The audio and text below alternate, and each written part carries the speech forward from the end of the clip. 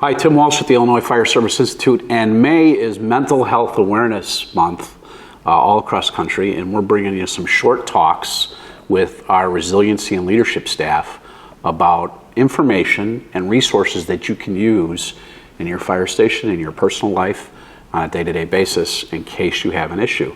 And I'm joined by Ed Levy, who's the program director of Leadership Development, Decision Making, and Resiliency. And Ed and I are going to be talking about if you need a therapist, have a therapist. Yeah. Right? That's something. I mean, we do a lot of pre-planning in the fire service, Ed. We do. And I never really thought of that before until you and I were talking about it before we went on camera here. Tell me about it. Yeah, so one of my mentors, Chief Pat Kenny, always talked about firefighter pre-planning, having a plan ahead of time. And you know, when you think about that time comes that you're at the line, you need help. We look at what the nervous system might be doing, and it could be stuck on high. And if you're stuck on high, you've got all this energy. But the problem is when you get stuck on low, you have no energy. And so going in the kitchen and pulling the phone book out of the junk drawer to look up a therapist may be an insurmountable task.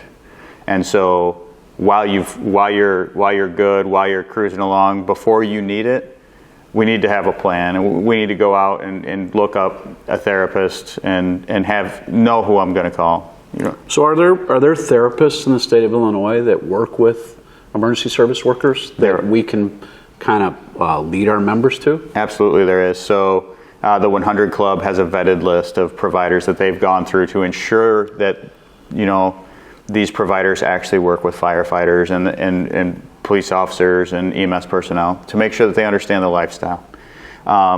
Additionally, if you're on a union department, the AFFI has a vetted list. Same thing. They've interviewed these people. They're sure that they work together, and so they've done that work together. And is that information available on the websites for both the 100 Club and the AFFI? It is. We'll post these links on the bottom of the screen right now, so you have them available to you. Mm-hmm. But they're available on their websites too, right? Absolutely. Yep. Okay. What about, let's say you're a company officer. You work in Streator, correct? That's correct. And I know you're striving towards that goal. I am. Not quite there yet, as we all are. Let's say you're a company officer, or you're a senior person in the firehouse. This might be a great resource to have, like, in your locker. Yes. Right? Absolutely. So you're not at 2 a.m, if there's an issue, you already have that information, mm-hmm. right? So every firefighter that I know has a cheat sheet. You got a cheat sheet? Oh, yeah, definitely. Yeah, that would be something to kind of carry around with your cheat sheet, right? Because and all these organizations, I would assume, help not only the member, but their spouse, mm-hmm. their children, their immediate family, their parents, whatever it's needed for, right? Yeah, absolutely. There's different resources and you can, on the 100 Club app specifically, you can drill down based on what you need and who it's for and all of that. This concept of planning even goes a step further into, one day when you are a company officer, you brought up my aspirations to be a company officer. I'm sure there's a lot of guys out there that have those aspirations someday.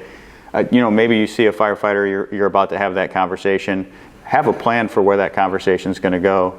I feel like if you sit down, you have that conversation, and the firefighter says, "Yeah, I'm having a hard time," and you don't know where to take the conversation from there, it can be really awkward or really hard as a leader. Have a plan. Have a couple of those phone numbers or resources already ready. Yeah. Already in the chute, ready to go. I think that's amazing. And something that we're talking about with all our guests this month. It's really important for you to stay with that person, right? I don't think you and I can stress that enough. Can you hit that again for us? Yeah, absolutely. So once you initiate that conversation, that person says that they're having a hard time, you need to, 1, reassure them that they're heard, and then 2, don't leave them alone until you've handed them off to a higher level of care. Exact same thing we're doing on the street. I'm a paramedic. I make contact. I don't leave that patient. Right. Exact same thing in the firehouse. We extend the same to our members. To our members. We should be doing the same thing for our members that we do for the general public. That's all great stuff, Ed. I appreciate you sitting down with me and having a conversation about it. Thanks, Chief. Appreciate it. Okay.